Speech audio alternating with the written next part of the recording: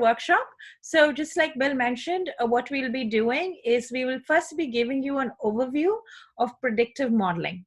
So where is it applied in business? How can you cast common business problems as AI problems or predictive modeling problems? And how do you then kind of take, once you've cast it into a predictive modeling problem, how do you then go ahead and solve it? So the first few minutes of the agenda, sorry about that, 1 second. Ooh. Okay, is basically a predictive modeling overview. If you're an expert in the field, this is not going to be something which is new to you. You'll probably know most of this material. If not, and if you have questions, please feel free to ask them on the Slack channel. We do have some experts standing by who can respond to most of your questions. After the few minutes of overview, we're going to dive into actually working through with you and solving a couple of predictive modeling problems. Austin, our senior ML engineer, is going to walk you through a couple of workbooks. And the hope is that you will actually train four deep learning models with us through the course of this session. We're going to be using our service, realityengines.ai, to help you train those models, but we're also going to be explaining to you what is behind the covers. And Amar, one of our scientists, is going to talk a little bit about the metrics that matter when it comes to predictive modeling, as well as the science behind it. Finally, we'll close the session off with finishing some of the workbooks on classification. At the end of the session, the hope is that 1, you'll understand predictive modeling. 2, you can look at problems in your current business or in your current environment and try to cast them as actual ML problems, because we think that's a really big deal right now, being able to take real life business problems and think of them as ML problems. And 3, actually train models using realityengines.ai, or for that matter, any open source libraries that you may have access to, and understand what the trained models mean. The last part is really key, understanding what the trained models mean, because a lot of times people train models and then don't really understand exactly why a specific model is good or bad. So we'll dive into that as well. So just to give you the overview, the first question, probably most of you don't really need an answer to this one, but it's good. It doesn't hurt to reiterate. The reason why people should care about AI is it helps in pretty much every aspect of your customer experience or your business process. So it has been transformational in terms of acquiring, retaining, upselling customers. So if the minute you have more than a few hundred customers, you want to use machine learning in some way to get more customers or to retain your current customers. Business process automation, right? This is probably the thing that gets talked about the most. This is the idea of automating a lot of your business processes so that things can happen more efficiently and it can happen at scale as opposed to happening very slowly. And the third thing, which is actually kind of what I would say the pie in the sky when it comes to AI, is forecasting and planning. So if you can actually forecast exactly what is going to happen tomorrow, you can actually plan for it very efficiently. And AI and machine learning have actually, there's a lot of hope, or there's a lot of promise in using some of their models, some of the models there to do some forecasting. So having said that, let's move on to kind of where have we seen AI actually work. This is one of my favorite slides, which I pretty much use in pretty much all of my talks. And the reason behind that is we believe strongly that some of the big FANG companies actually have gotten to the market valuations that they have because of being AI and ML first companies. And all of them have adopted deep learning in a very big way. Each of them, as you probably know, have tens of thousands of people who are working in ML or deep learning or even kind of doing the infrastructure around machine learning. And over the last few years, there's been an astronomical increase in their valuation because they've used it for business processes like Amazon has done when it comes to forecasting the demand for billions of products. So the way Amazon really works behind the scenes is you have to be able to forecast exactly how much product you need in a particular location or a particular region, and you have to be able to stock warehouses with that amount of product. If you don't forecast that well, you're not going to have enough product to fulfill demand. And as you can see in the coronavirus scare, for example, a lot of times we don't have enough product to fulfill demand for things like masks. That's because their forecasting algorithms didn't know that there would be a virus scare, right? So that it's very key to basically running a smooth business is good forecasting, so you can actually get your supply chain moving. You can actually make sure that the manufacturers are delivering the product and so on. So that's a very big use case for AI. The second use case, or the second big basket of use cases, is around personalization. I think all of you probably have worked or at least have used Facebook or YouTube in some way in some way or the other. And the Facebook newsfeed and the YouTube video recommendations are generated by a deep learning algorithm. In both cases, if you turn off those deep learning algorithms, there is going to be a huge drop in their engagement, and you'll probably see a lot of users dropping off both these platforms without the heart behind these services. Finally, you've obviously seen Siri, which is also powered by AI. So this workshop, as well as this session, is going to be focused a lot more on deep learning. I'm sure there are some of you who are classical ML experts or have been thinking about classical machine learning. The reason we think that it's better to pivot into deep learning if you've been doing classical machine learning or go directly to learning deep learning is, number one, that's where all the research is. So you're not going to see a lot of research or progress happening with the classical ML methods. The second part, which is really the important part, and you will see what I mean by this as I go through my presentation, is deep learning helps you kind of find answers even if you don't know what are the exact variables that matter into creating a model. And I will go deeper into that aspect a little bit later in the presentation.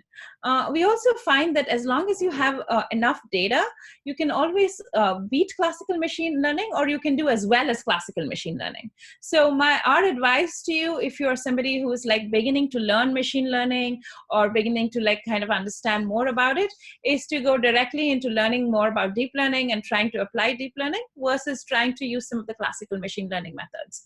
And you will hear words like logistic regression or gradient boosted trees or random forest being thrown around. And our suggestion is to first try neural nets, see if you can master them, and then you probably may never need to try any of those other algorithms. So we do have one caveat. You do need some amount of data if you're going to use deep learning. We actually don't think it's a lot of data. So as long as you have 10,000 data points or more, more likely than not, you can use a deep learning algorithm. And typically, as you have more data, your deep learning performance increases. So this is another classic graph, which basically states that as long as you have more data, deep learning is always better. Also note in this graph, the red line here is not below the blue line. So it's not like you're going to be doing terribly badly. Even in the small data scenarios, you're going to be doing as well as the other classical machine learning algorithms. Having said that, if you're working in any company, there is a very, very good chance you have enough good data, or you have at least 10,000 labeled data points for you to try a deep learning algorithm. Now, the most important reason why we're actually talking about all this is at the end of the day, we've seen AI, and I made this point earlier too on my slide too. AI basically helps you increase your bottom line from anywhere from 30% to 128%. So this is a huge value add to your current processes or your current customer numbers. And this data comes from running a survey of 1,128 respondents, and the survey was done by McKinsey very recently. So there is almost no doubt that by using machine learning, you're going to make a dramatic change to your bottom line. As a classic example of this, I was a CEO of a company a few years ago, and when we applied machine learning to add personalization, so targeting of advertising. Hi, Bindu, sorry to interrupt. So just a quick feedback. You probably want to speak a little bit slower, because for the remote attendees, it's probably very hard to catch if you speak too fast. Got it. Okay, sorry. I will go a little slower. Yeah, just a little bit slower is probably should Yeah, be better no, for that's fine. Thanks. Sorry, I was going a little fast because I thought the material was a little high level, but I will go slowly. So just to reiterate what I was saying, the biggest reason to use deep learning and AI and machine learning is to increase profitability as well as boost revenues. So a recent survey had an increase of almost 30% to 128% in terms of the bottom line when it came to like applying machine learning and AI. Okay, so now we can get into predictive modeling. So what is predictive modeling, right? Let's start with that. It's a process that uses probability to forecast outcomes. So first of all, I mean, it's when you think about predictions, you almost always think of predictions in terms of probabilities. So you want to think about what is the probability that a particular outcome will happen or not. Is it 20% for, say, outcome A or 30% for outcome B? So generally, that's the word predictive, and that's where it comes from. The second part of this is usually predictive modeling derives from the idea of a number of predictors. And think of these predictors as variables that are likely to influence future results. So these are things like, as a very mundane example, let's say, if it looks like, there's a little bit of a drizzle, you can predict based on the drizzle that there's probably going to be rainfall very soon, right? So the drizzle is a predictor to the rainfall. So it's kind of like, let's think of it as indicators to what will happen. Basically, the whole point behind predictive modeling is to collect relevant predictors and formulate the model. And the model can either be a simple linear equation, so you can come up with some really simple thing, and I'll dive into that, or it could be a complex neural network, which will take all this predicted, all these variables and come up with a predictive model which will predict something. So to actually think about what that exactly means in a much more tangible way, the idea is to find the value of a dependent variable given a number of variables that influence it. So let's take a real example as to what I mean. Let's say your job is to predict the price of a particular house. And let's say you're living in California, and you obviously know intuitively that the house price depends on the school district. It depends on the number of bedrooms, number of bathrooms, maybe the location. If the neighborhood, it's like a high-income neighborhood or a low-income neighborhood. It depends on when it was built. So, I mean, intuitively, we all know that there are a number of variables, and we're going to call these variables predictor variables, right? Because they are able to, because of the value of that particular variable, you can predict the house price. So the problem is predicting house price, and you need all these predictor variables which will influence the price of the house. So these variables, which are the predictor variables, will in turn basically influence the price of the dependent variable, and the dependent variable in this case is the house price, right? So in all cases, when you're thinking about any business problem, first you need to figure out, A, what are you going to predict? And hopefully whatever you're predicting is a dependent variable, meaning that you have other variables that will influence the dependent variable, and you can use those variables to predict it. If you don't have that, then you don't have a model. So let's say you wanted to say, hey, I want to predict if my startup is going to be successful, right? And if you said, hey, I don't know what factors will influence it. Maybe it's just chance. Maybe it's luck, and you don't know how to quantify it, you don't have a model. But on the other hand, if I said, hey, I want to predict if my startup is going to be successful, but I do have a bunch of variables that I know will influence the success of this startup, and I also know how these variables have influenced the success of other startups, that's when you can start saying or start modeling whether your startup is going to be successful or not. So you will need these predictor variables before you can start casting the problem. The other issue is, like, take the house price. It's very hard to determine whether a certain variable actually has influence or it doesn't. Maybe you just have an inkling that it does. Like, let's say, location, right? That seems very obvious. Location seems to have some, dependence on the house price. But let's take maybe the height of the house. Let's say there is a very tall house, and then there are like shorter houses. Is that a variable which will influence house price? And the answer to that is we don't know. So in a lot of cases, you're going to have a lot of predictive variables where you don't know whether it will actually have an impact or not. So that's something to keep in mind while you're like actually casting the problem. So the two things: one, make a list of all the predictive variables you've got.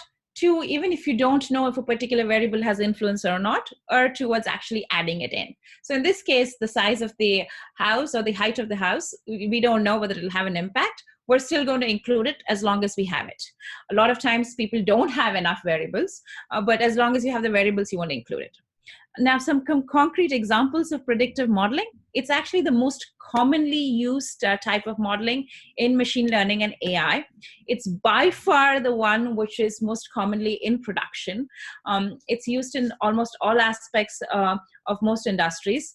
Here are some examples. In the financial industry, especially with banks, it's pretty much every bank uses some sort of risk scoring before they give someone a loan. And that's a predictive model. And you can imagine the kind of variables they're taking into account. In that case, the variable that they're predicting is what is the probability that that person is going to default on a loan, right? So let's call that default probability. And that's the variable that they're predicting. But there's a lot of like predictor variables, including things like income, how many loans have they taken in the past, where do they live, what job do they work in. So they can consider hundreds of variables, and sometimes big predictive models have thousands of variables, which they use to predict what is the probability of them defaulting on the loan. And this is very commonly used, like I said, in the finance industry. Most banks use this. Most banks also use some standard classical machine learning algorithm to get that risk score. Other examples are laid out here and are quite obvious, but just to go through them really quickly, they're used very, very much in insurance companies. So pretty much every data scientist you see in insurance companies is using some sort of a predictive model. Used in healthcare quite a lot lately. It's actually the place where you can figure out, the propensity of certain patients to specific drugs. Also, it helps in figuring out what kind of people you want to pick during different phases of the clinical trials. So that's a really big use case for it.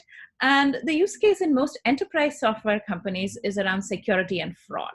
So it's a great, for example, you use predictive modeling for any of those use cases where you want to detect if there is fraud or not. Another one is sales and marketing.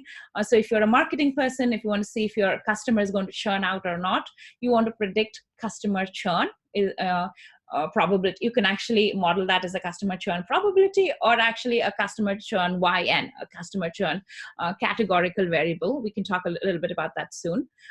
Other idea is your sales lead scoring, meaning imagine if you have a bunch of leads and you want to say, hey, which of these leads are going to become customers? Another thing to predict, house price prediction that I just talked about.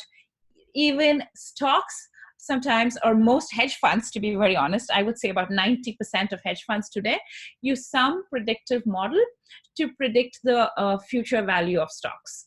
Even in their case, they're using hundreds, if not sometimes thousands of variables, including like time of day, weather, the stock symbols, the symbol in which the industry in which the stock is in, the number of employees, all kinds of variables to predict whether the stock is going to go up or down. Of course, some hedge funds have done this somewhat successfully, but it's a really hard problem. So when you're thinking about predictive modeling, or when people talk about machine learning in the industry, they're mostly talking about predictive modeling.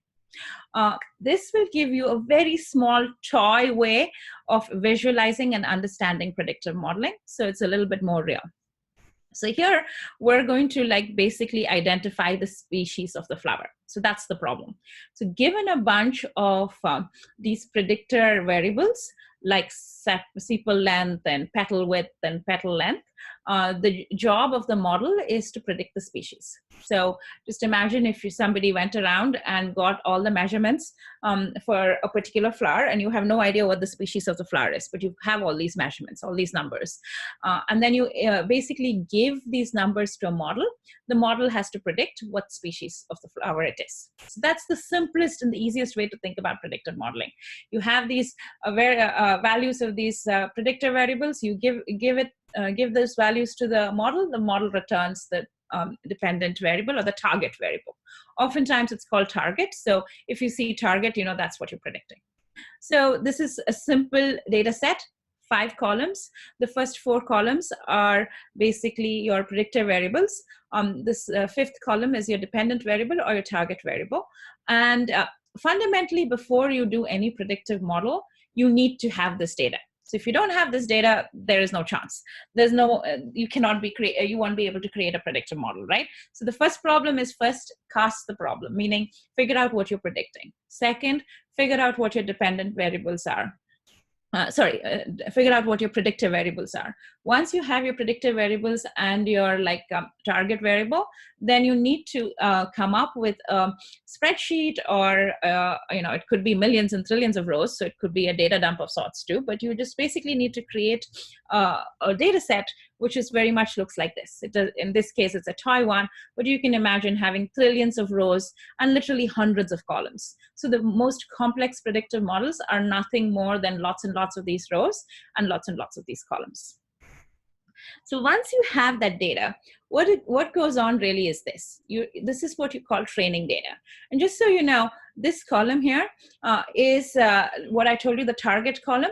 The target column is labeled, meaning based on these predictor variables, you know the label for each of these rows. So this is what we call labeled data in machine learning, right? Now that we have this labeled data or the training data, and this is usually the hard part, getting all the training data together, you can then use an algorithm, and there are many, many algorithms in the world. You can then use an algorithm to train a model. And typically the act of training a model using an algorithm tends to be not that difficult, because there are many algorithms. You can try a bunch of these and see which ones work. That's what people usually tell you. Try a bunch of predictive modeling algorithms and see which ones work. We have a slightly different message, which is we believe that neural nets, like I showed you in the beginning, work much better than most of the other algorithms out there. And so we recommend that you use our service, which at the moment is free, and we can tell you a little bit more about it. But we recommend that you use our service to train the model, because our service is unique in the sense that it tries to find the right neural net based on your data. But I can go into that a little bit more. But if you hate our service, don't want to use it for some reason, the other service that you could potentially use for this would be Google's service. It's called Google's AutoML. But we can talk a little bit about why ours is better than them. But those are some services you can use, Google or us. Or you can write your own algorithm, which I really don't recommend, because that takes a lot of time and energy. But if you really, really want to do it, you can go off and do it. So once you have the model, the next part is when you get new data, you can send it to the model and it'll make predictions. So if you go back here, really what that means is when I'm looking at the sample data here, this is what we call, as I said, a labeled training data. Once you've trained the model with this training data, what you have to do is imagine if you got a new row in this, right, with a sepal length, petal length, sepal width, and petal width, and you don't know the species. Then you give that to the model will make a prediction. Let's think about this in a more complex use case. Let's say you're doing that use case where you wanted to predict the default probability score of somebody defaulting on a loan. So let's call that the default score, right? This probability at which this person may default on a loan. In that case, what you're going to have is you're going to have training data like, say, income, number of loans taken, number of times defaulted, all kinds of variables about the person. And then here, you'll have to say whether the person defaulted on the loan or not. As you can imagine, banks have a lot of this data because they've been giving out loans forever, especially these big banks. They've given out millions of loans to millions of people. So all they have to do is to take all the data that they have about the millions of loans that they've given to millions of people, and create this training data set.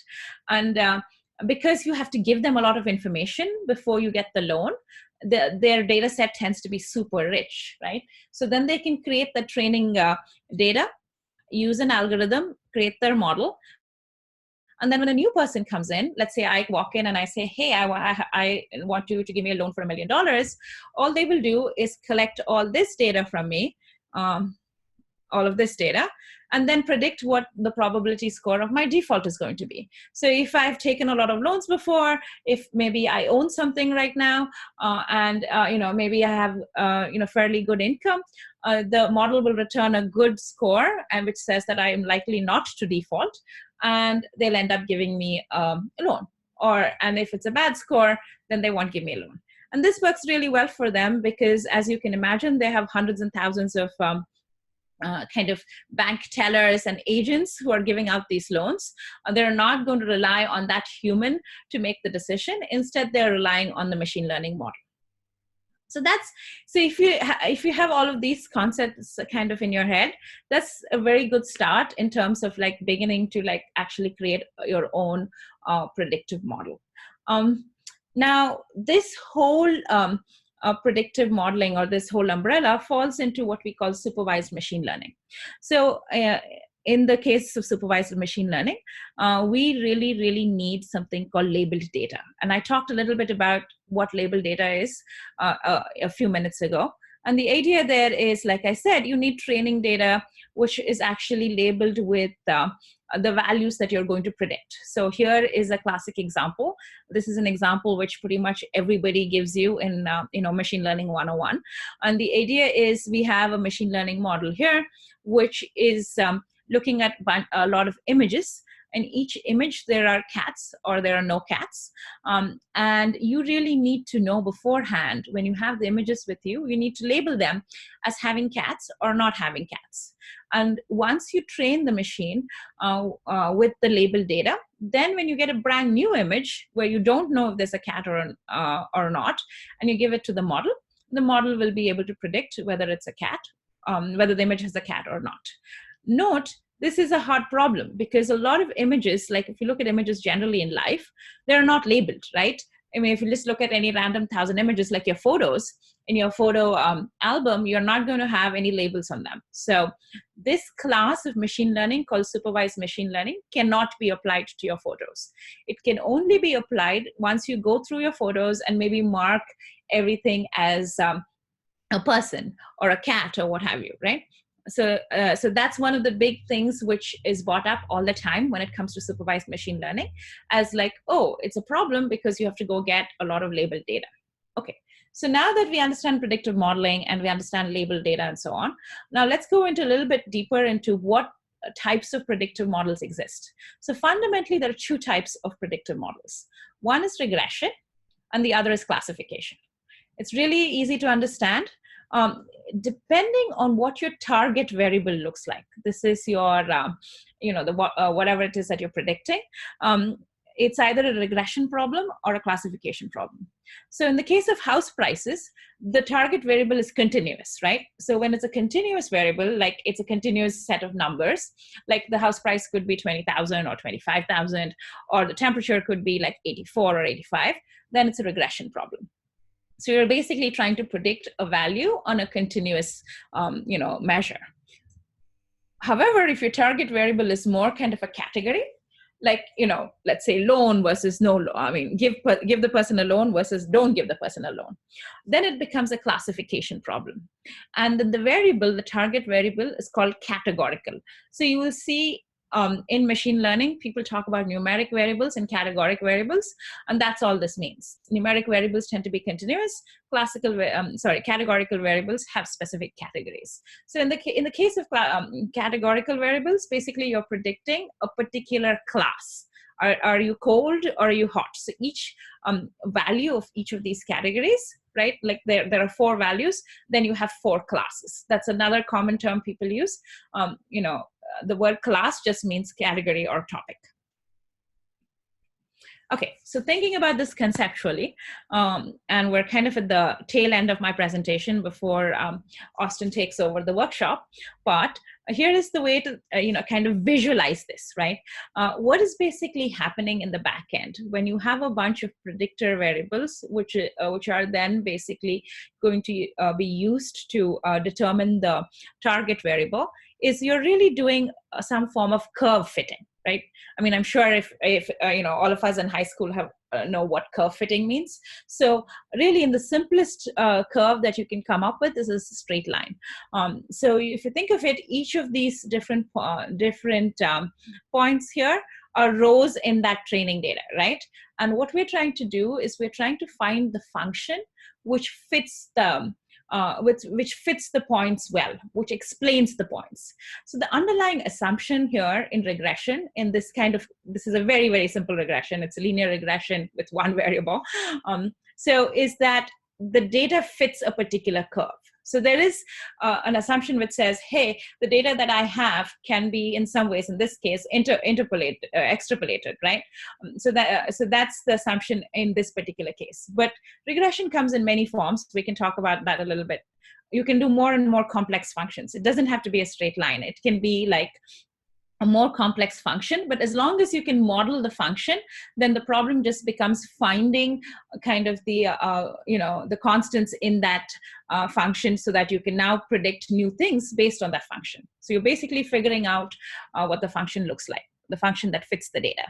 So that's what regression is. In classification, it's slightly different. In this case, you're delineating the data points that you have. So basically, you're saying, hey, this class of points belongs to this category, and this class of points belongs to that category.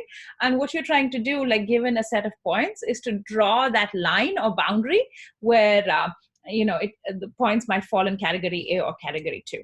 A classic example of a classification would be given medical images determining what type of cancer that you have. So there could be multiple different types of cancers, and each of them will fall into a different class.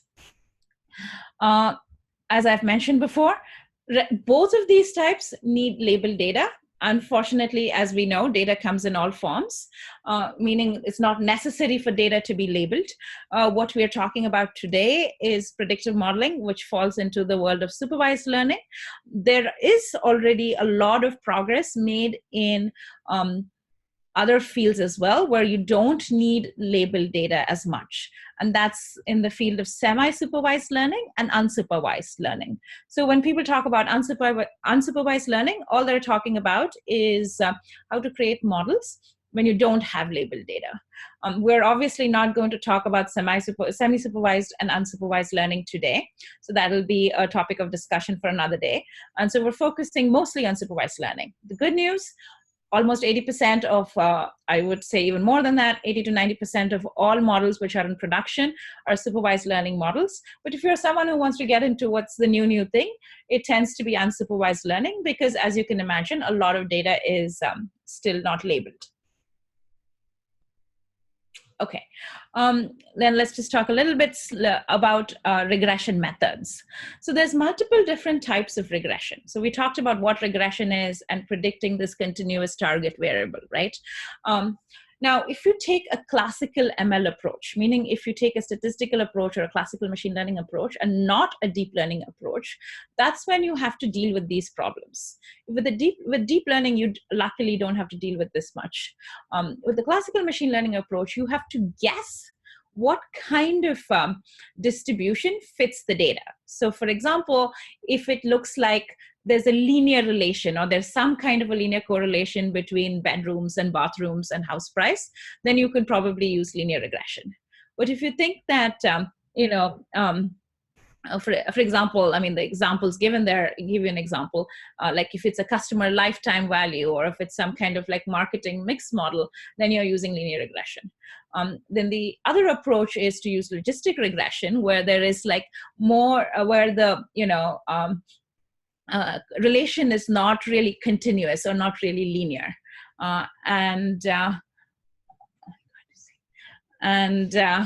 Finally, you can also have the Poisson regression, which is another type of regression based on how your predictor variables are influencing the target variable. Typically, when it comes to classical ML, people say try all of these approaches and see which ones work well. So it can be kind of cumbersome. Sometimes you kind of have an inkling of what it is, but a lot of times you don't.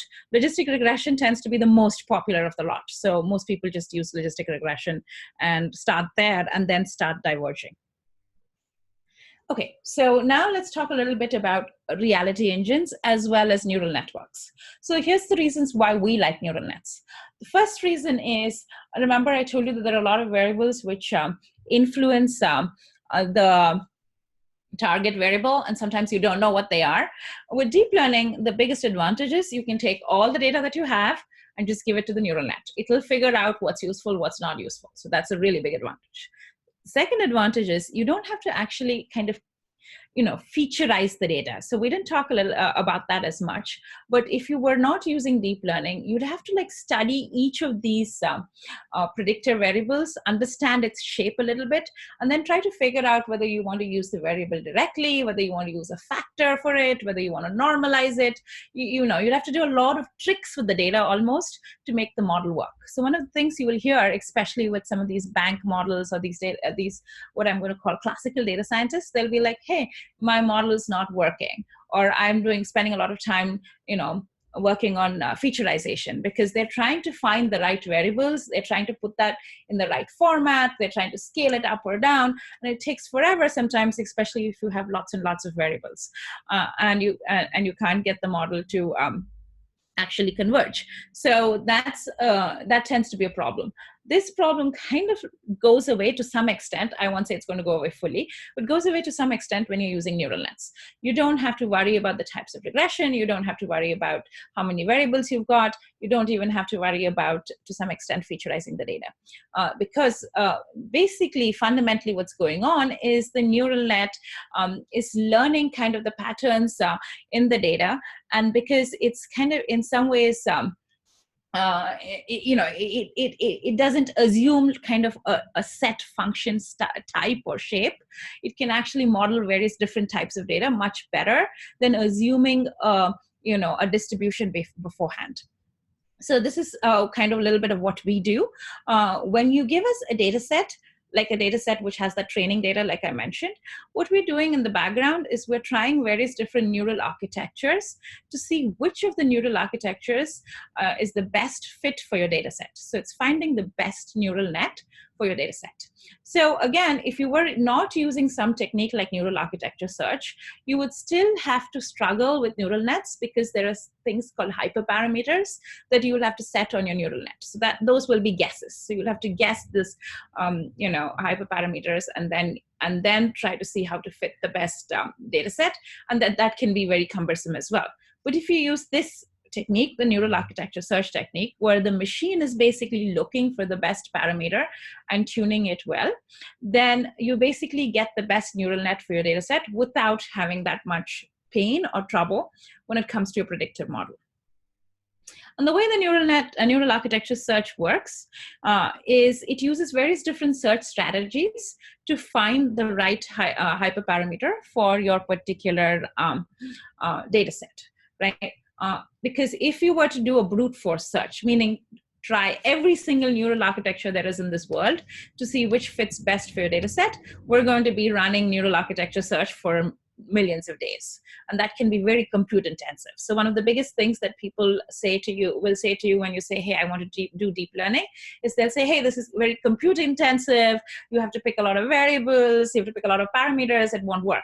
So one, in this technique, you don't have to pick a lot of parameters because the machine is going to pick for you. Second, we've developed a search strategy which basically reduces your compute time dramatically. So we've actually invented a new one. There's various different types of search strategies you can use.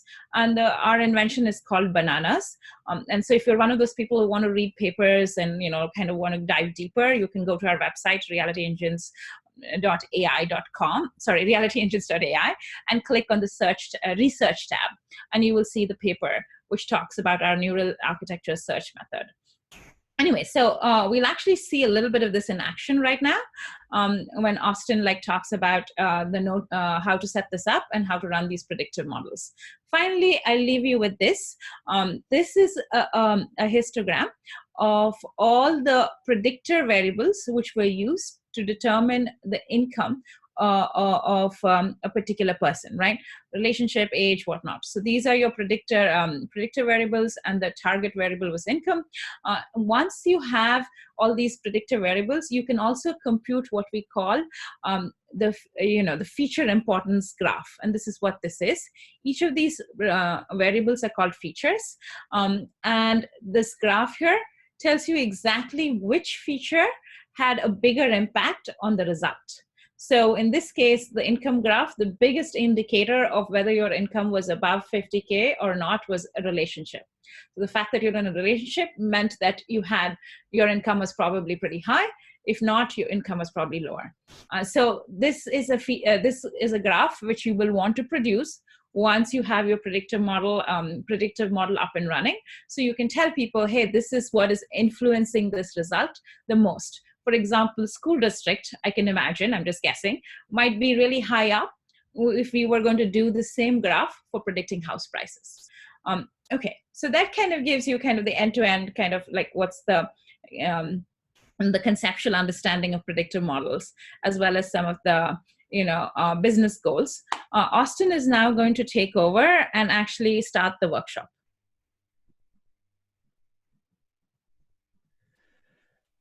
All right. Hello, everybody. I'm Austin Zellman, as Bindu had mentioned, and I'm a senior engineer at Reality Engines. I'm now sending a link to all attendees in both the Slack channel as well as the chat here.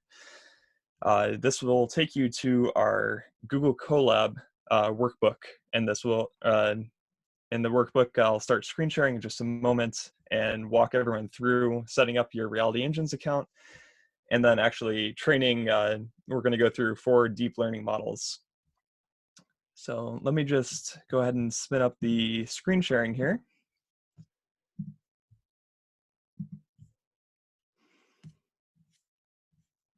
All right.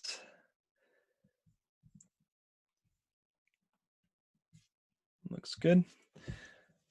All right, so inside of this workbook, we have 3 sections here, and this is the regression workbook. So the first 2 data sets we're going to tackle, we're going to actually predict a numerical value. So what we're going to try to accomplish is, given a set of features, we're going to predict the strength of concrete, and then also the house price, given a Boston house prices data set. But the first thing that we're going to do is we're actually going to sign up with this special link for realityengines.ai. And you're going to essentially get a free trial. We're still in beta, and so our platform, you're going to be one of the first people to come onto our platform and test it out.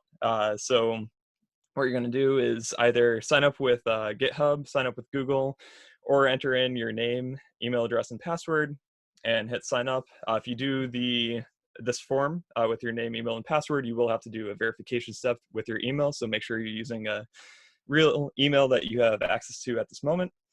But I'm going to go ahead and sign up with Google. So this will take me through the Google OAuth, and it will land me into my project page here. And I'm going to wait a moment for everyone to get through the account creation. But what we're going to do next is go back to the regression workbook and then click on the second link here. This is going to open up your API key dashboard. And so here on the Reality Engines platform, we're going to generate an API key, which will allow you to then access the power of the platform through our Python client API. And so this is going to allow you to completely from the code create a deep learning model from an example data set. And so you can start off by entering a tag, or you can go ahead and just hit create API key, and that will create an API key which has access to your Reality Engines account. So go ahead and click copy and come back to the regression workbook. And so for each of these steps, it'll be pretty straightforward here. There will be one area to actually enter in your API key in a form, but everything else should be pretty self-explanatory. If you run into any issues, please reach out to the workshop Slack channel or put a question in the chat. And one of our machine learning experts will be able to help you debug, but everything should be pretty straightforward going forward here. So let's go ahead and get started. So the first thing we're going to run is to pip install Reality Engines. So the first thing you're going to get is a warning that this was not authored by Google. It was authored by Jerry here at Reality Engines. So we're going to go ahead and select Run Anyway. And now what this is doing, we're actually going to be connecting to a cloud machine, and Google offers this service free of use to researchers and developers to run books and essentially run Python commands directly on this cloud machine. So everything is going to be running on a remote machine inside of Google Cloud Services. So you don't need to worry about installing any dependencies or Python. But if you do want to check this out later, you can save it from file and save it to your local machine. And this runs in Jupyter Labs or directly inside on your own machine if you have a notebook running program. All right, so now that I have installed Reality Engines on this machine, I'm going to then import pandas and prettyprint. These two commands will help us inside of this workshop just to run through and display some of the values. I'm now going to enter in my API key that I had copied from my Reality Engines account and just paste it into this form. And then when I hit play, it will save the API key as a variable. And then the next step is we're going to actually import the Reality Engines client and then instantiate it with our API key that we had just entered. So now that's all you have to do. You now have an authorized client, and you can actually start integrating and working with Reality Engines inside of or using our client. So the first thing that we need to do is actually create a project. So we're going to start off with the concrete strength dataset. So this dataset is essentially a table filled with values of different ingredients, as well as the age of the concrete. And it's going to also have the measured strength of the concrete. And so this is very useful for a construction company who's trying to mix the right ingredients to get the strength that is required for their construction project. So whether they're building a bridge or a road or a building, they need they have different requirements for different parts. And so this is going to allow them to very accurately predict exactly what the strength of the concrete is going to be based on what they're mixing into the concrete. So the first thing that we need to do is actually choose the use case. So at Reality Engines, we have a lot of different business use cases. And these use cases essentially allow us to choose the right parameters, as well as train a deep learning model very specific to your use case. And so we're able to get more accurate results by choosing the correct use case. So we're going to start here by selecting the predicting use case. So we're going to do predictive modeling. And so this is already pre-filled in for you. So what we're just going to do is assign the use case predicting. And then we're going to create a new project by calling client.createProject. And I have a notification in the chat. Oh, okay. So we're going to start off by creating the project. I'm going to call it Concrete Strength. And so this has now created a new project inside of Reality Engines. And so we can go ahead and move forward with importing our data set. So we're using a data set taken from Kaggle, which is a great resource for finding data sets. what we're going to do is actually find out what's actually required for our data set, or for the data set, and what features are required inside of Reality Engine. So we're going to call the describe use case requirements. We're going to see that the requirements for this data set, all that we need are the one table data set, which requires a target column. So that's the value that we're trying to predict. You can see that is a requirement of this data set. So what we're going to do is actually download this data set. I've uploaded it to S3, and using pandas, we'll just download it and display it here inside of the workbook. And so you can see all of the different columns inside of this data set. We have the amounts of cement you're putting in, slag, water, the age of the mixture, and then finally the last column is the CS-MPa, which is the standard measure for the strength of the concrete. And so that's going to be the feature that we're going to try to predict. So what we're going to do first is we're going to upload this data and then attach it to our concrete project. So we're going to create the upload. So that's going to reserve a spot inside of Reality Engines. And then we're going to open that file using Python and then upload that file directly to Reality Engines. So that's going to be pretty fast. It's already complete. But now what Reality Engines is going to do in the background is actually going to read this data set, it's going to process it, it's going to featureize it all automatically. And so what we can do is we can call a poll here, which will wait for this data set to complete the processing. So we're going to so this will spin for a moment. It should be pretty quick, but we do have about 60 people uploading data sets at the moment, so it might take a second. So while that's going, we don't actually need to wait for this at the moment to call the next command. So you can go ahead and hit stop, and that will actually stop the polling command. So what we're going to do next is actually see the requirements. So if you click play on the next command here, all this is the same command that we had above. Essentially, I'm just boiling it down, showing you exactly the columns that are required to come in, or that we need to assign and tell Reality Engines what to predict. And that's for the table data set. All that we need to predict is the target. And we also have a special column type called ignore. So if you have IDs or other data that you don't want going into the deep learning model, we can also apply a ignore to that column.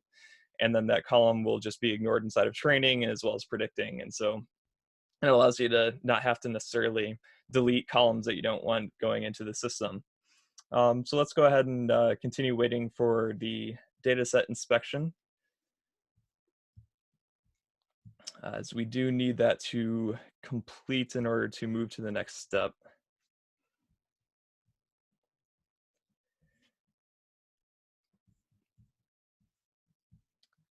And so while that is going, I can go ahead and jump over to Reality Engines. And I've actually already created a project with this concrete strength prediction. And so everything that you're doing through the API can also be done inside of the UI. So on our schema page, we have all of the columns going into or inside of this data set, as well as our target. You can also select or you can override that and try to predict different columns. But we're trying to find the strength. We also have a raw data explorer, so you can view all of the different columns and some example data, and then the data exploration, which actually shows you a few more graphs showing you the rough shape of your data set. And so we can see we do have a fair amount of distribution for each of the ingredients that goes in the concrete. And so let's go ahead and pop back over. It's still pending.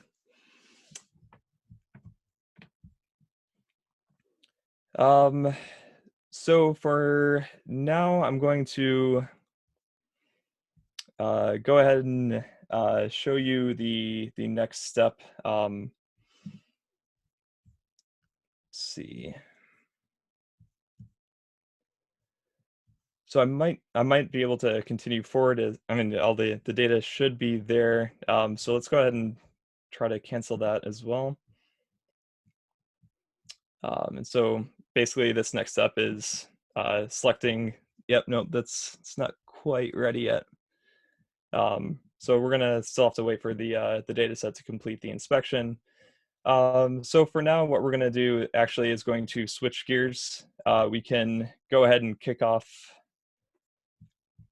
We can go ahead and talk real quick about model metrics, and give a little bit of explanation about or about how machine learning models, or how we can accurately compare machine learning models and see how our data set or our machine learning models are performing. Actually, now that we've actually completed this data set inspection, we can move forward for just a moment. So what I'm going to do, as I mentioned, I'm going to just tag our CSMPA as a target column. What I'm getting back is a description of this project data set, essentially how we're using the data set inside of our project. So you can see we have all the columns, we have our one target column, and we also have a schema validation. This is just telling us that indeed our project data set is complete. We've tagged all the columns we need, and so we can move forward with training. So we can confirm this with another method, which is just validate data sets. If it returns true, then we can start the model training. So the next step we're going to do is call concrete project.train model. And so this is going to kick off a AutoML job to create a deep neural network of this data set, where it's going to try to predict the strength of the concrete based off of all the columns. So this has gone off and started the training. And so we should get a model in about 20 to 30 minutes. And so since we're not going to just sit here while this model is training, we can actually skip down past the model metrics and deploying model, and we can actually see an example of what this prediction would look like. So if you go down to step 5 and predict, so we've pre-trained a model, and so we've given you an auth token as well as a deployment ID, and we can pass in any data inside of this data object, and it will actually predict the strength of the final concrete. And so if we wanted to experiment and say, oh, well, what if we reduce the amount of cement going in and we increase the amount of slag, we can see what our estimated strength is going to be. So that strength actually went down. So you can see how this could be very useful. Rather than having to pour all the concrete and run these experiments, you can actually just test everything and test theories like what if we did, or what if we increase this ingredient or decrease that ingredient, and you can experiment and iterate extremely quickly without having to test every single theory that you have by doing everything manually. And so, as I mentioned, we do have this pre-trained model, so I'm going to go ahead and jump over to the metrics. And so I'm going to pass the baton over to Amar, who's going to explain what exactly this is, what does it mean, and how can we interpret it.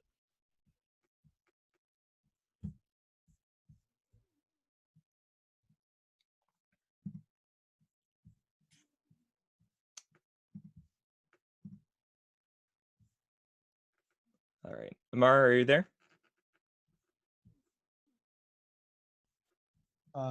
Hey, Austin. Hey, hi. Thanks for having it off. So I'm going to talk about, while we wait for the models to train, I'm going to sort of jump ahead to talk about what you're going to see when your model is done training and is evaluated on a test set. There's a bunch of different metrics that result from the training process. Some of these might sound familiar to you, like accuracy, precision, or recall. Some of them might be less familiar. But the point of metrics is to help us have an objective way of comparing different models. And the good thing about metrics is they aren't even specific to deep learning models. These same metrics apply to any kind of classification task using any kind of predictor, whether it's some of those more classical models like logistic regression or linear regression, or deep learning methods. And so having metrics allows you to train a lot of different models and be able to compare their performance objectively. Depending on what you actually care about in your problem, you can compare the trade-offs between different kinds of metrics. Each metric has a specific meaning, and you might care more about a certain metric in a certain problem than other metrics. And it helps you understand and diagnose sort of the weaknesses and strengths of your model. And so I'm going to go and I'm going to be explaining each of these metrics and what they mean, and how to understand them and how to use them to understand the performance of your model. And the good thing about metrics is they're pretty easy to visualize. So using this picture, we're going to be able to sort of build a picture of what each of these metrics means. So yeah, let's suppose we have a simple scenario where we want to build a model that can predict, that has a bunch of pictures of dogs and pictures of hot dogs. And for each picture, we want to predict whether that given picture is a dog or a hot dog. So a pretty straightforward model. We train it using whatever method, and we get these results. We have about 20 points. We have 20 different pictures. And let me take a look at some of the messages. Yes, this is indeed a what is called a classification matrix. But we're going to take it simply, and we're going to fill in this table as we go through this simple exercise. So first, we're going to start by describing accuracy. Accuracy is probably one of the simplest metrics to understand. It's out of all the predictions that the model has made, how many of these predictions are correct. And in this case, we have, in these 4 quadrants, we have true positives, which are predictions that the model has made correctly of the positive class, which in this case is dog. We have false positives, which are pictures of dogs, which the model has happened to predict as hot dogs. We have false negatives, which are hot dogs, pictures of hot dogs that the model has predicted to be dogs. And then we have true negatives, which are pictures of hot dogs that the model correctly predicts as hot dogs. And so accuracy is just the number of correct predictions that the model makes divided by the entire number of data points that we have. And so in this case, we have 14 correct predictions out of a total of 20, which gives us an accuracy of 70%. The next metric, which isn't really a metric, but it's sort of a measure that helps us evaluate. It's sort of a measure which helps us evaluate how relevant our accuracy metric is, because accuracy can actually be quite a misleading metric, and I'll get into that in just a second. Support is just the number of data points in that class. And so for dogs, we have 1, 2, 3, 4, 5, 6, 7, 8, 9, 10. We have 9 data points, or 10 data points. Same for hot dogs. And so that's what constitutes the support for each class. Now, in this case, we have equal support. And so accuracy is actually pretty straightforward to understand. So 70% accuracy means the model is fairly good at, to a certain extent, good at classifying our pictures. It's definitely better than a random classifier. But in some cases, we can have a very skewed data set. And So we can suppose we have a data set where the support for the dog class is 99. We have 99 pictures in our data set that are of dogs, and only one picture that is of a hot dog. And depending on what we care about, this might not actually be a great model, because even though it achieves an accuracy of 99%, it doesn't correctly predict any of the hot dog class pictures. And so this is where the need for other kinds of metrics can come in. So even though the accuracy is really good, somehow the model isn't what we actually want. If, for example, we wanted a model that was really good at predicting hot dogs, this is certainly not a model that does that if it only predicts dogs all the time. And so other metrics we have are precision. Precision in English is, for a certain class, how many does our model predict correctly? So we can compute precision by ignoring this, for the dog class, for example, by ignoring this bottom part of the chart and focusing only on this the top part of the chart. And so our precision would be the number of correct divided by the total number of total number of dogs. So for instance, we have 6 correct predictions divided by a total of 10 dog pictures, which gives us an accuracy of 60%. For hot dogs, if you do the same sort of simple calculation, we get that our model achieves an accuracy precision of 80% over this class. Sometimes the precision over the negative class is called the negative precision, because it's the number of true negatives divided by the number of true negatives by plus false negatives. So sometimes the distinction is made between the calculating precision based on which class you're calculating on, but in our project, we don't make this distinction. We just call it precision for whichever class we're calculating it on.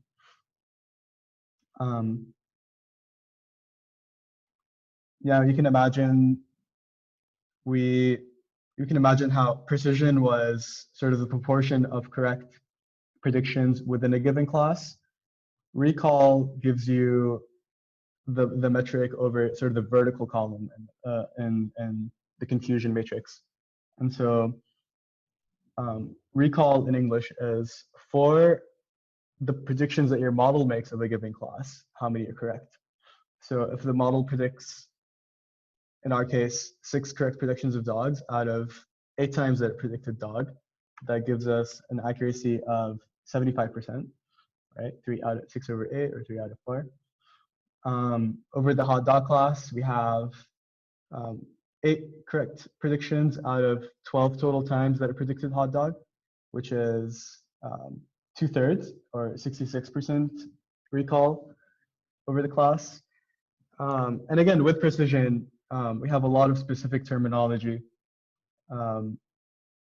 for recall if we're considering it over the positive class, or if we're considering it over the negative class. And so over the positive class, sometimes it's called the sensitivity, sometimes it's called the hit rate, or the true positive rate.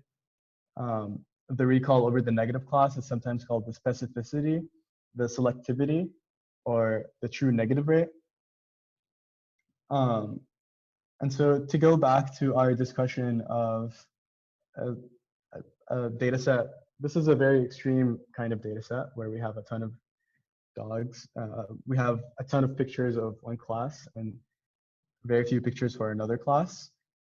We see that this naive model, which predicts dog 100% of the time, while it got a 99% accuracy, it actually gets 0 recall. And so in a case where we really cared about our model being able to recognize hot dogs, we would probably assign greater weight to recall, or the metric that we really care about computing for this model would be recall. And so, but you notice that precision is 100% in this case, because all of our predictions of dog are correct.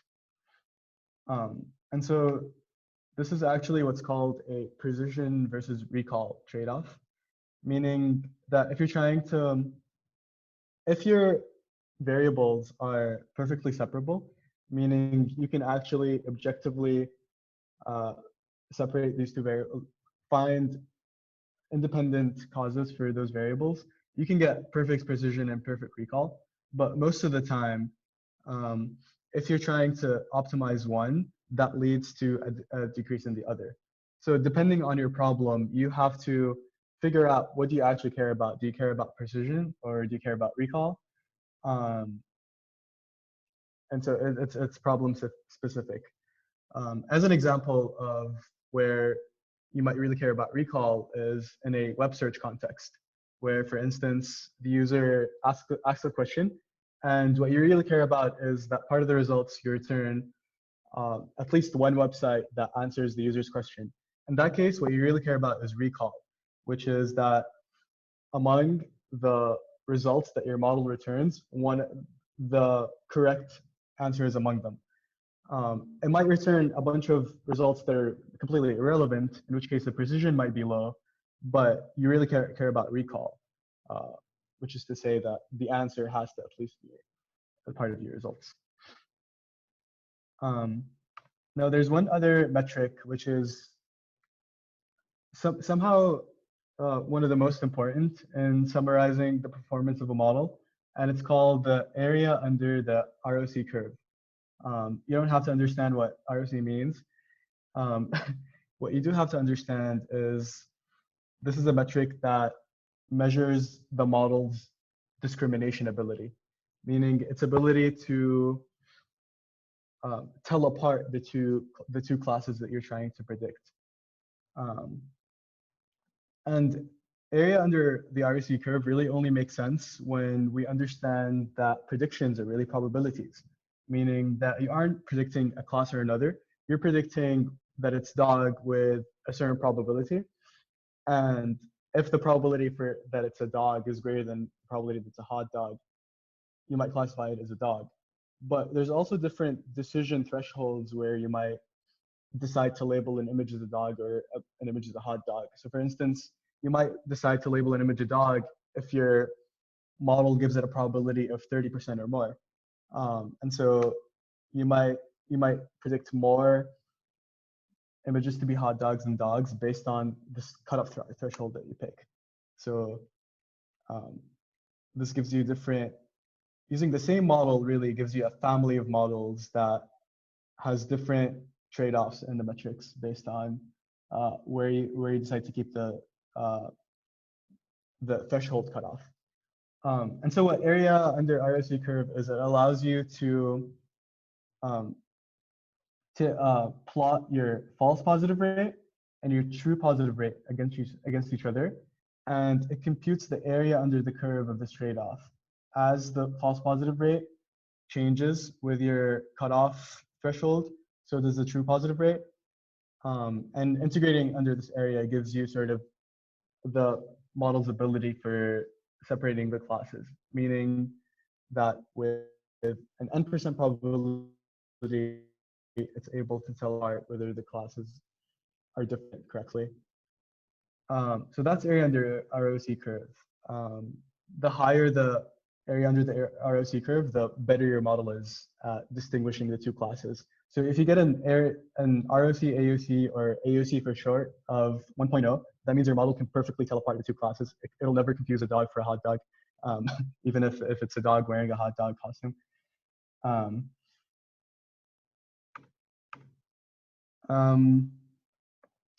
No, those were classification metrics, but as Bindu talked and as Austin is going to walk you through, there's two different types of predictive modeling problems. So those were the metrics for classification. We also have metrics for regression. Those are much easier to understand and to interpret. In a regression problem, you have a variable that, in the simplest case, you have one variable that you're trying to predict. And so we can suppose yi is the variable we're trying to predict, and yi are the labeled examples. Yi is the true label or the true target at a certain point, and then yi hat is the predicted label or sort of the result that your model predicts at that point. And so the mean absolute error is just the sum of the differences between the prediction and the true output at each point. So if you had a linear regressor, your predictions would lie along a line, and the green points are the true labels. Then MAE is just the sum of these red bars, the distances from the true labels to your predicted points on the line. RMSE is a very similar metric. Instead of having the absolute sum or just the sum, it sums up the squares of the distances and then averages them and takes a square root. So if your MAE is low, your RMSE is probably going to also be low. That's what you care about. You want to minimize the error as much as possible. RMSE can help you in cases where you really care about the magnitude of the errors. For example, if you wanted to make sure that most of your errors are relatively small, RMSE can help you make sure that so RMSE is going to be higher if your model has a few cases where it has large error. And so you might want to minimize RMSE in the case where you want to minimize that. So yeah, those are the metrics that we cover in that we include in our product. And yeah, hopefully once your models are done training, we can actually test out how the models perform and see the performance on their data sets that we just trained. All right. Well, thank you, Amar. Yeah, thank you, Austin. Yeah, I think I'll hand it back to Austin at this point. Yeah. Go ahead, Austin. All right. So start sharing my screen again. So at this point, your model should have completed training. So if you click again on the concrete model, wait for evaluation, it should return the completed model object. You can see inside of this returned object, the lifecycle will be complete. That means your model has completed training. We've completed running metrics. So we can go ahead and call the next call, which is on this concrete model. We're going to call get metrics. And so this is, as Mara had explained, since this is a regression data set, we're looking at the RMSE as well as the mean aggregate error. And so this model performed with mean aggregate error of 13.9 and a RMSE of 16.6. And so we can then decide, okay, this is pretty good. This is actually a really good score for predicting our concrete strength. And so we're going to go ahead and bring this into production. So before we can actually start making predictions on this in real time, what we need to do is actually deploy this model. And so this is just spinning up infrastructure and creating an API endpoint to allow us to make API calls against this model in real time and get results back. So what we're going to do here is in step 4, we're going to create a new deployment. And so this is as simple as calling concrete model.create deployment, and then just give it a name. And so when you hit play on this one, this will again spin for about a minute or two. But what it's doing is it's taking that model that we've trained, and it is spinning up the appropriate infrastructure to handle requests in a real-time fashion. And so while that is going, basically what the next few steps are going to do, I'll talk through that first, is we're going to then create a deployment token. And so this is different than the API key generated, where the API key gives you access to call all of these backend services like create a project and import data. This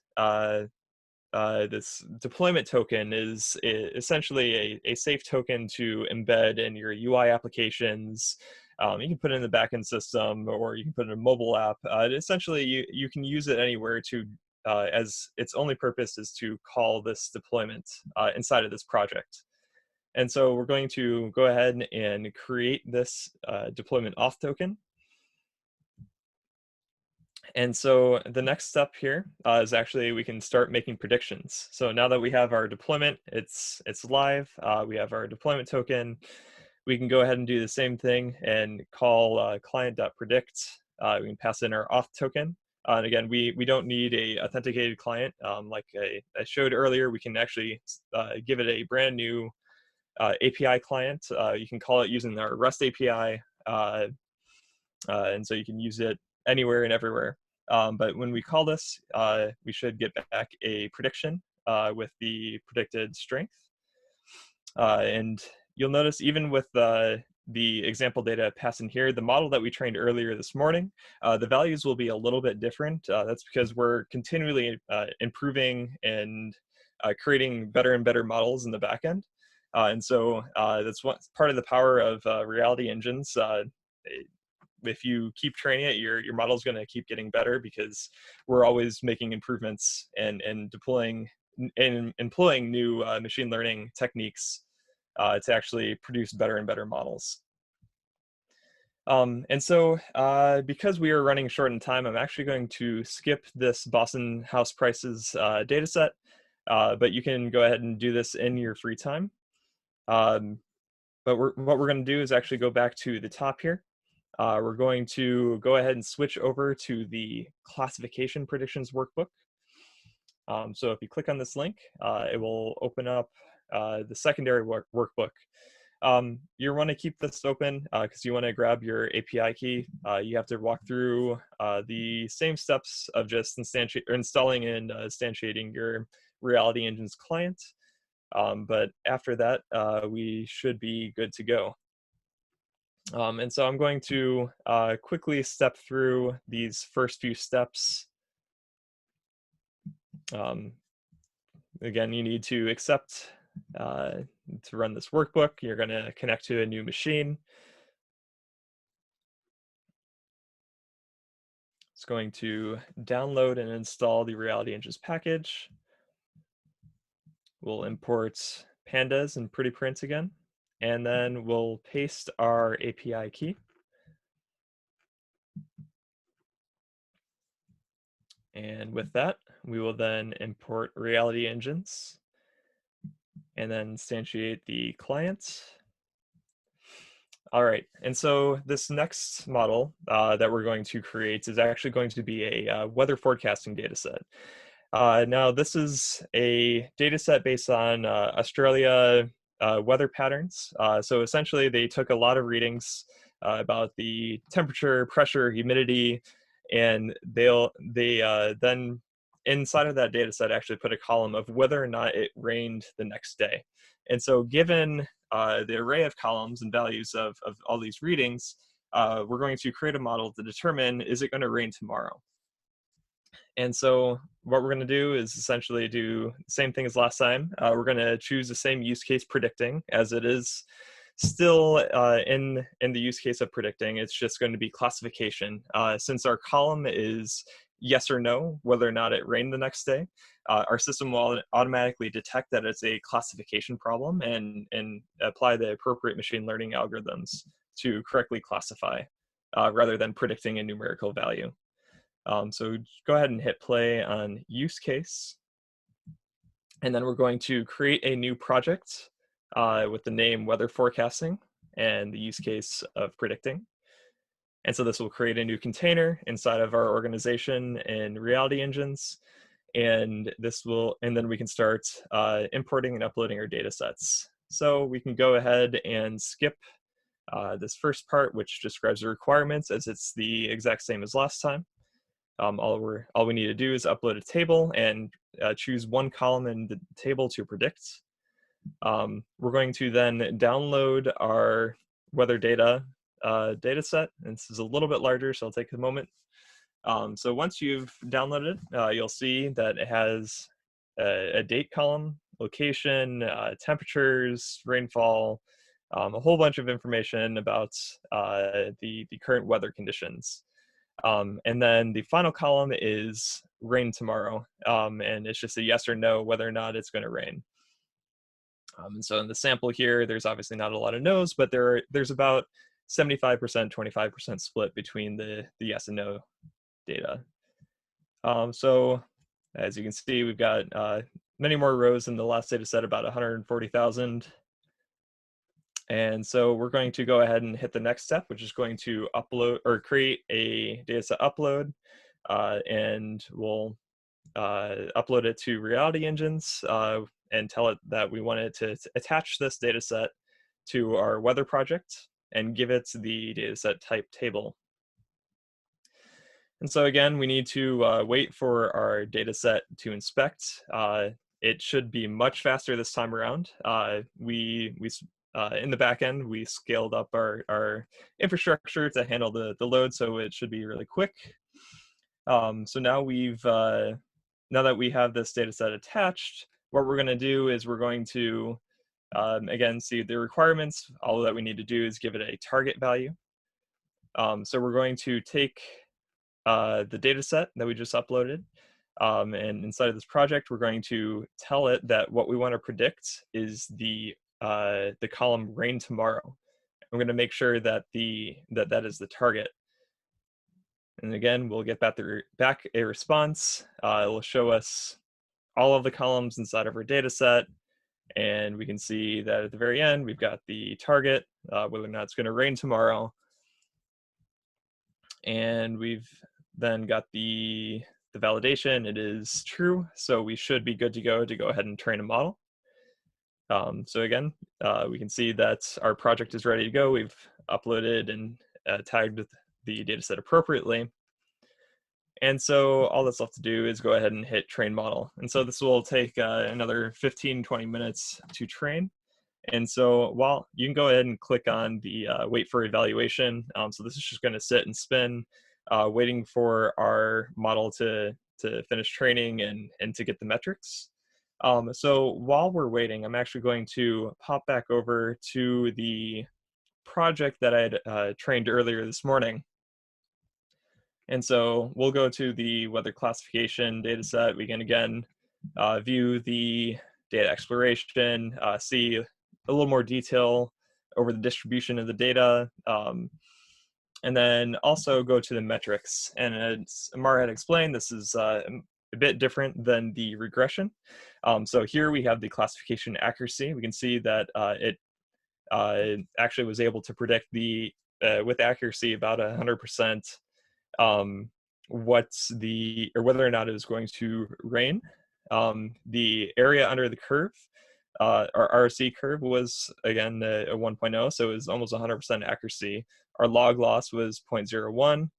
You can see the distribution of the class labels. So in the support column here, you see that about 2/3 of the columns were no, I'm sorry, about 3/4 of the columns were no, and about 1/4 of the columns were yes. You can see for each of the labels we predicted with near 100% precision. We obviously got some yes labels wrong, but we had 100% recall. So this model actually performs extremely well for this data set. So I'm going to go ahead and skip over to the predictions tab, as again I had pre-trained this model, so we can go ahead and see the predictions. So much like with the API, I can go ahead and enter in different values. If it is a example column, so if I experiment with test data, I can select any of the columns inside of our test data. And so these columns are actually pre-labeled, so I can see the prediction. So on the right-hand side, we have a predicted, and it predicted with 99.8% certainty that it is going to rain tomorrow. And you can see that in actuality, it did rain the next day. And so if I selected a different column, I'll select one at random here, you can see that we predicted with near 100% certainty that it was not going to rain the next day, and it indeed was not going to rain the next day. So again, you can see the breakdown of the predictions, and then of course you can enter in completely new data, and in this case it'll make a prediction, but you won't see what the actuality was because this is obviously brand new data. If you wanted to use this inside of your program or code, We do provide a predictions API page. This allows you to use some sample inputs, and it'll actually format this data and give you the exact command that you need to run in order to run this inside of your code. So this makes it really easy just to copy and paste and put it inside of your application. And then of course you can also test this. So if you wanted to change up some data, you can run a test command, see what the output response is gonna look like.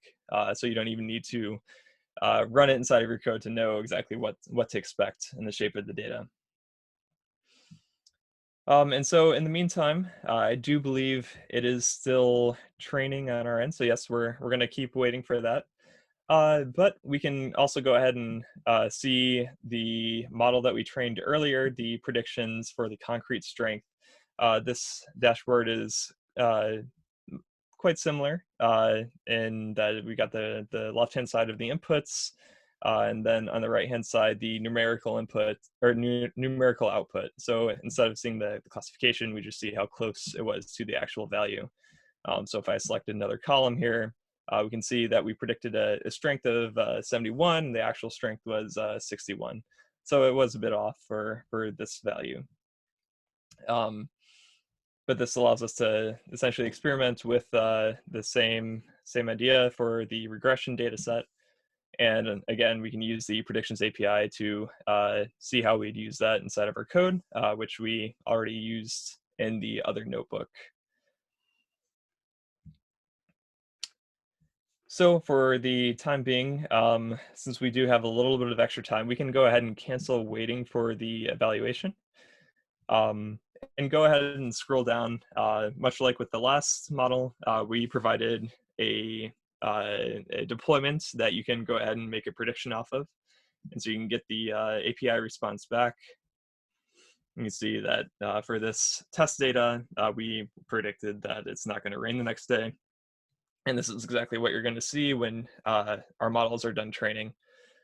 Although the accuracy might be a little bit different, as again, this was trained this morning, and we've made some improvements since then. But the final data set, if we wanted to go ahead and continue training or start training another data set while we're waiting for this other one to finish its training, we can try to predict the classification of wine. So on a scale of 1 to 7, essentially we want to predict how good a bottle of wine is, given a bunch of factors like the acidity, so the pH, and a bunch of other factors inside of the wine. So what we're going to do is, just like before, we're going to create a new container for the wine quality. We're going to then upload the wine quality data set. So if we want to get a preview of this data, we can again see, okay, we got the acidity, we got the citric acid, the residual sugar, and the chlorides.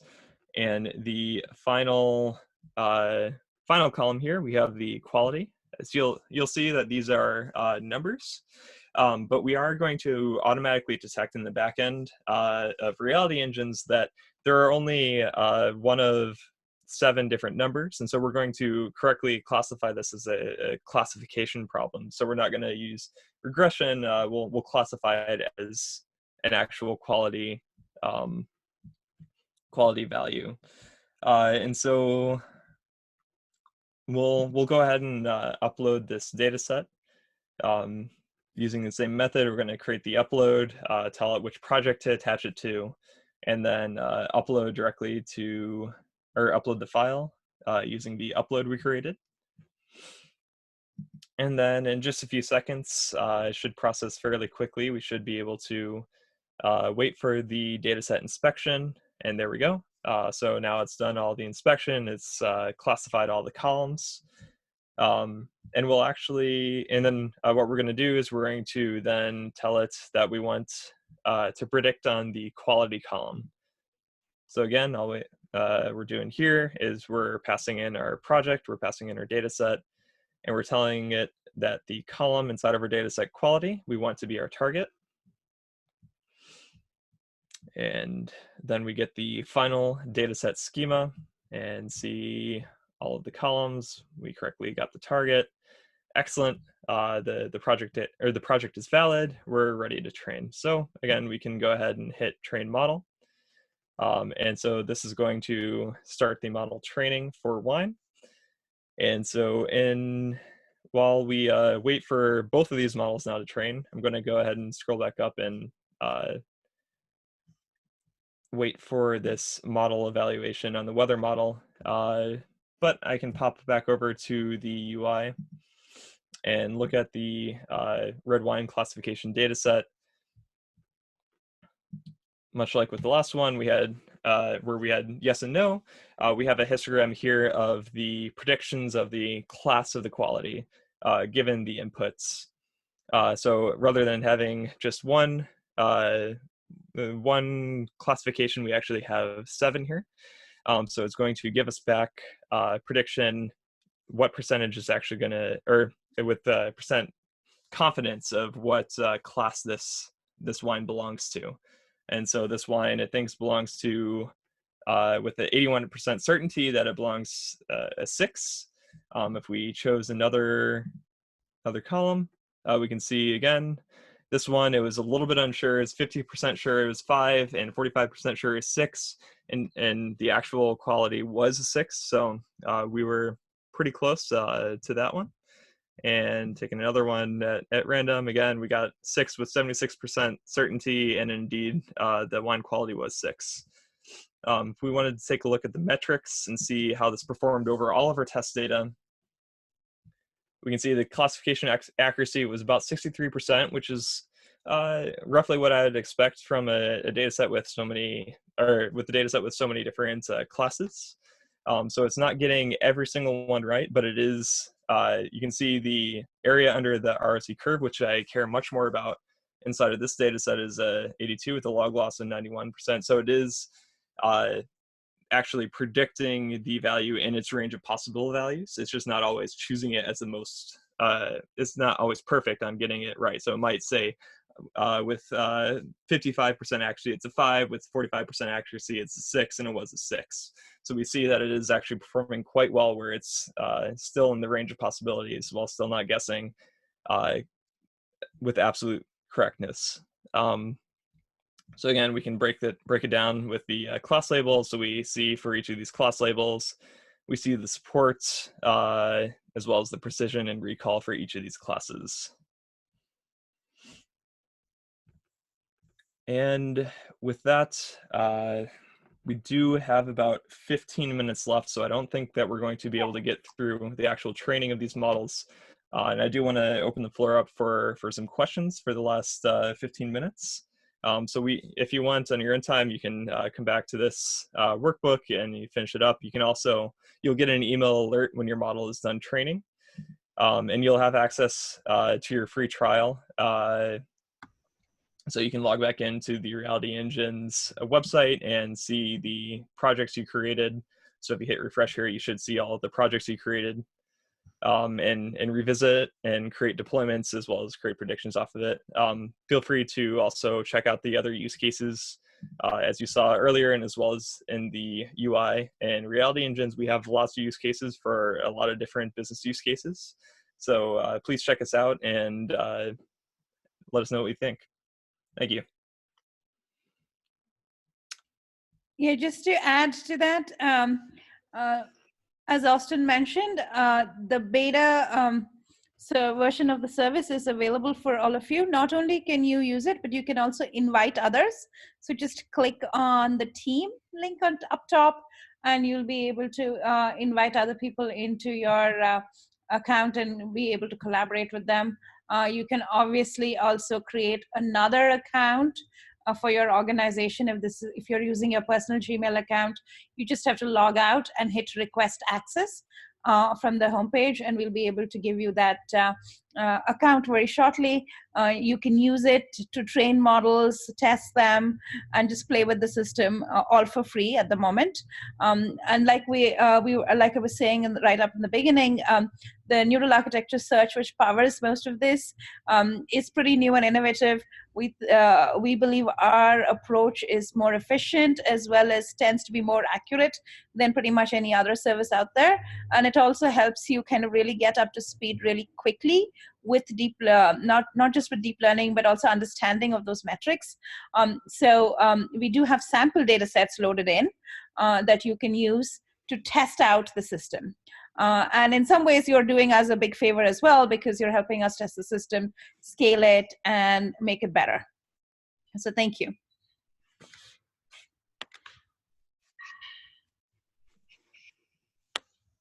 The question, we can take some questions now. I see one question by someone which says, can we customize the parameters of the NN? At the moment, in the beta version of the site, of the service, you don't have that much ability to do that. We definitely will have a lot more ability in the next couple of weeks. One of our engineers is working on that, and you should be able to customize. So the idea is to give you as many knobs as we can, so that you have complete control of